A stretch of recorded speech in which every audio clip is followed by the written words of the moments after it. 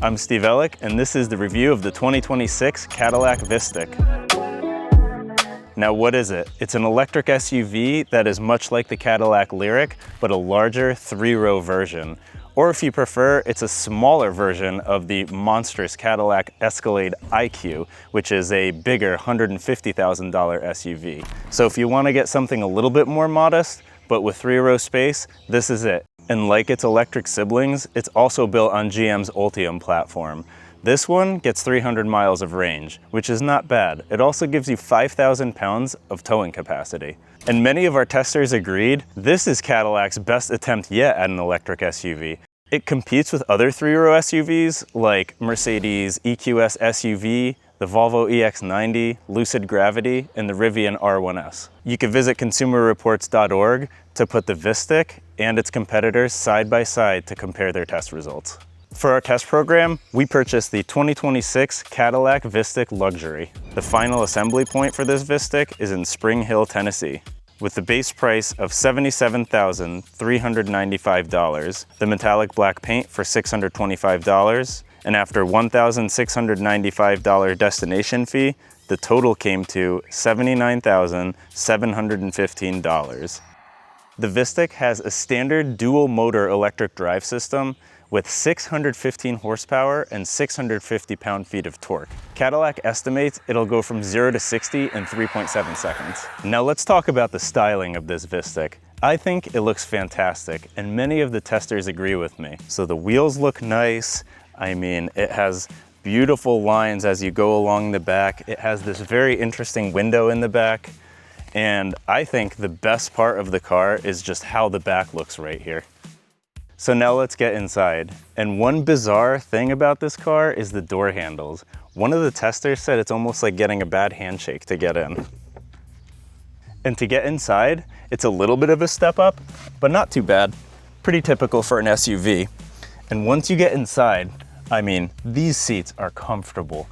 And multiple testers notice that they're both plush and supportive, which makes them perfect for short and long trips. Driving position works for some, but not others. The people who like the driving position noted that they liked how the armrests are well spaced and symmetrical, and the controls are at a pretty good arm's reach. But the people who didn't like it had some things to say about how the steering wheel blocks out almost everything in the gauge cluster, preventing you from seeing it. And in the cabin, it is a great experience being in here. I mean, the fit and finish is truly top-notch. The leather coverings are nice and soft throughout. The carbon fiber bronze trim is beautiful, and this brushed aluminum looks good. And there's even some piano black paneling, but not much of it, just a little bit. So I know we've talked about how we don't like how Audi overuses it and puts piano black throughout the car. Well, this is a nice touch. This is just enough. And unanimously, all the testers really like the fit and finish in this. They said it was a quality experience to be inside, and you can really feel that build quality is nice. I mean, things are well put together in this car. As for the infotainment and the controls, well, this was mostly a negative point for everybody. And I'll start with the good. So the gear selector and the blinker, they're in a pretty good location, but that's a pretty low benchmark to reach. Another positive point is how responsive the infotainment screen is. As soon as you touch it, it reacts right away. The negative points are really this climate screen down here is what most testers didn't like. There are some features that are buried deep into it, so you have to press multiple different settings to go into it. And one thing I didn't like about this that I noticed this weekend, so I have kids in the back. Every time I get in, I have to click the sync button again to make sure that I'm sending air conditioning to the back seats as well.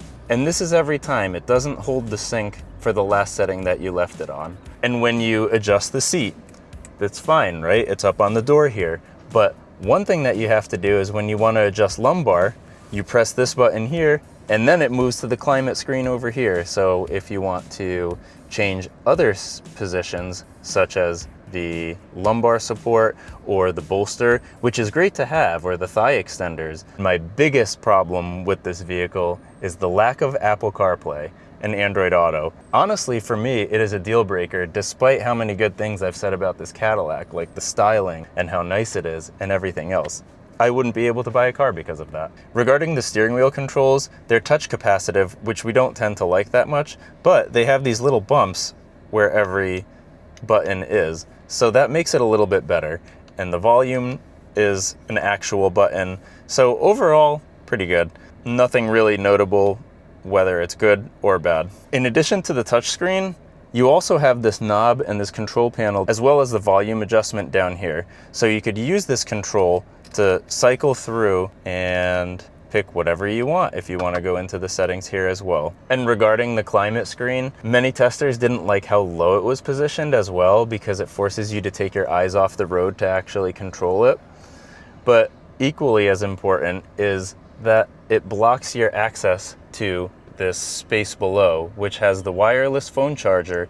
But if you're using it to store anything else besides your phone, you can't really access it that easily. You have to reach around the climate screen to get to it. Also, you may not even notice that there's a cargo pocket down below, which in theory you should be able to put a lot of stuff into, but it's difficult to access and reach. So the cargo is okay in this car, at least in cabin.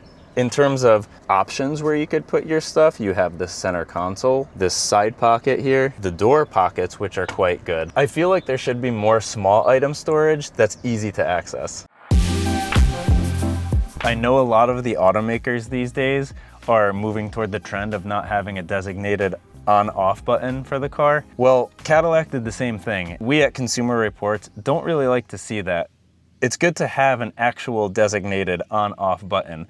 In this Cadillac, you just get in, and then once you press the brake, that is when it turns on, and that's when air conditioning and all the other features turn on. But to turn off the car, no matter how much I press the brakes, you have to get out of the car and close the door, and sometimes it'll turn off. Let's see if it does now. But there, it stayed on. So how do you actually turn it off? You have to put the brake on, put it into gear, put it into park, and then when you let go of the brake, the car turns off. Access to the second row is also pretty easy. It's just to step in, and then you sit on this seat that is semi-comfortable, which a lot of testers noted it was a little bit too flat for them, but overall, it's quite spacious in here if there's no one behind you in the third row. Once someone else is sitting back there, it's almost like a balance to find which seat, whether it's in the second row or the third row, is less compromised. Because if I have to give someone space in the third row, I have to move forward so that they have enough leg room back there. But otherwise, there's ample headroom, there's ample leg room, and then let's talk about getting into the third row. So if you look down, there's this button right here to move the seat forward, giving you access to the third row. It's not exactly an easy space to get into, but the third row is a perfect space for kids. What's also nice and just gives this Cadillac an upscale feel is the second row has its own screen back here for the climate controls and whatever other controls, ambient lighting, seat heating. You could control everything over here for the second row and have a second separate control for the third row behind you as well. Cargo is a high point for this Vistiq, and I would hope so, being a 3-row SUV.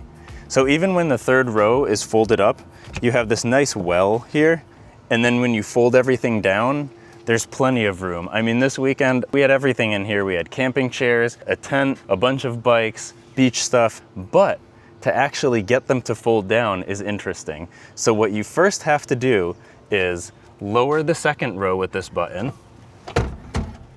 and that enables you to put the third row down here. The headrest folds a little late though. You'll note that because on this side, I'll show you what happens if you don't move the second row out of the way first. Then you put this down and the headrest hits the seat. Now the issue with this is if you have child seats, which I do, you can't fold the second row down. Well, you can come around and slide it.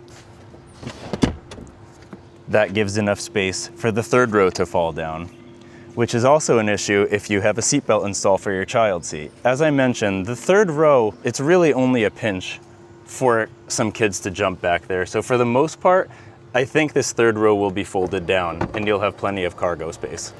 And a huge missed opportunity for Cadillac is because this is an EV, it would lend itself to have a ton of space up front if there is a frunk. But this doesn't have any space. It's all just electric components to drive the vehicle.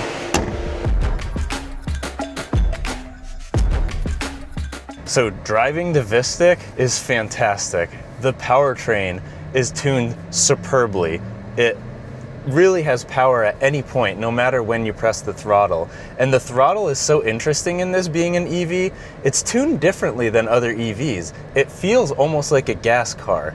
Like, it has plenty of power, but it's not that like immediate, like throw you in your seat power, which a good example I would give is that my wife gets sick in pretty much every electric car that we bring home.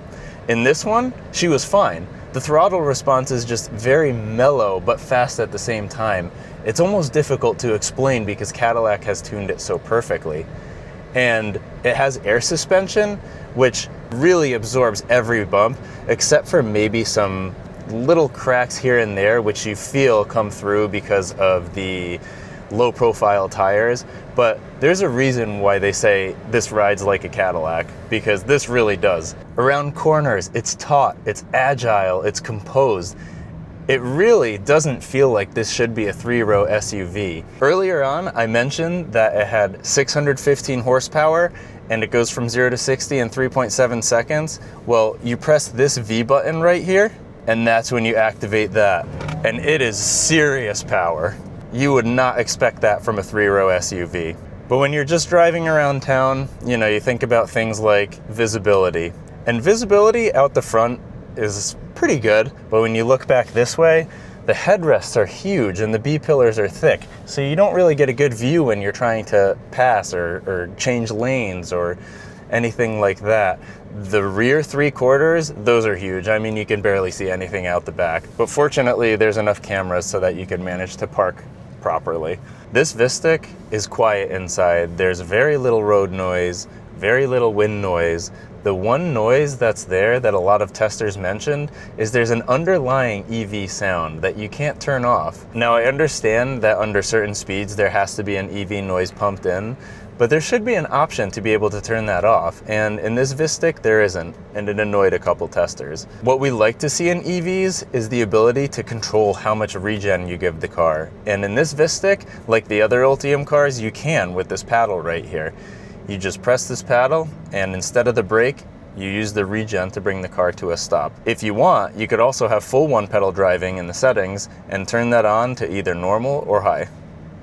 The Vistiq comes with a full suite of active driving assistance and safety features, including automatic emergency braking, blind spot warning with active steering assistance, adaptive cruise control, bicyclist alert, and as an option, an infrared sensor to help detect pedestrians and animals ahead. The Vistiq also comes standard with Super Cruise, which allows hands-free driving on certain roads while the adaptive cruise control is engaged.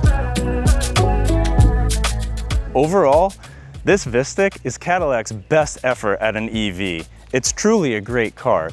It drives nicely, it rides comfortably, it's quiet, the build quality is superb. I mean, it fits 7 people, and the value proposition for this is a lot better than the Escalade IQ, which with its gargantuan proportions can reach up to $150,000. So this is a more modest choice, especially if you take that more base model. Don't get me wrong, you start optioning this up, it'll quickly approach $100,000. But our luxury trim has almost everything you need. You can check out more on the test results on the Vistiq and other 3-row SUVs on consumerreports.org.